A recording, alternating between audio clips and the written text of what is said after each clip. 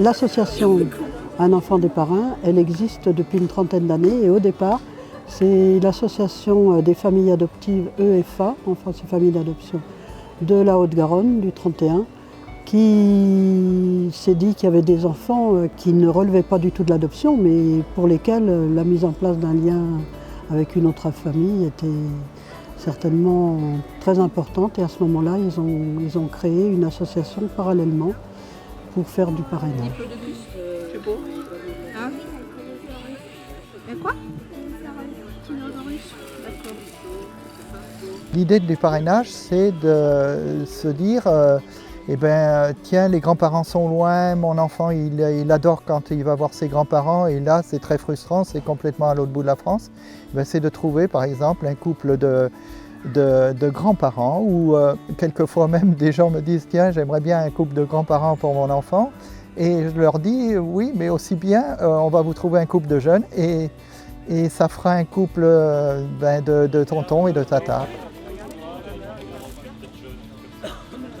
Alors au début, on essaye de mettre en adéquation le projet de l'enfant en particulier et le projet de la famille des futurs parrains, suivant les goûts de chacun, ce qu'ils ont à proposer et les limites surtout de chacun, les souhaits de la famille de l'enfant aussi. On fait une mise en relation.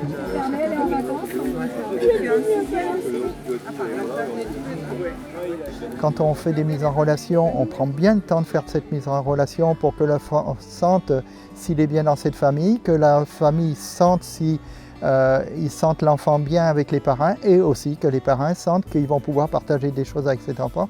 Puisque le but n'est pas de faire de la garderie d'un enfant sur 1 an ou sur 6 mois, le but c'est de construire un lien. C'est-à-dire comme un oncle ou une tante ou un grand-père, une grand-mère, c'est de construire un lien avec cet enfant qui va durer.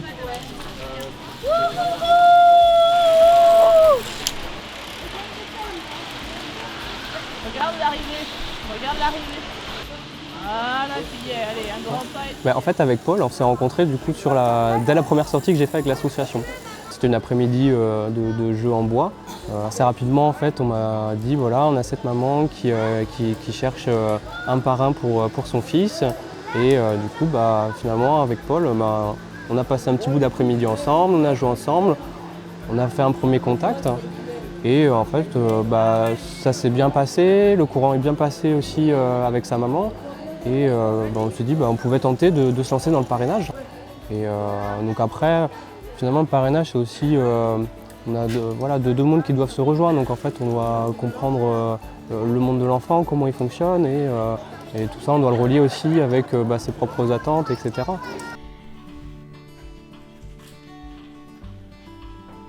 Après, c'est les vacances. Ouais, c'est vrai, ça remonte.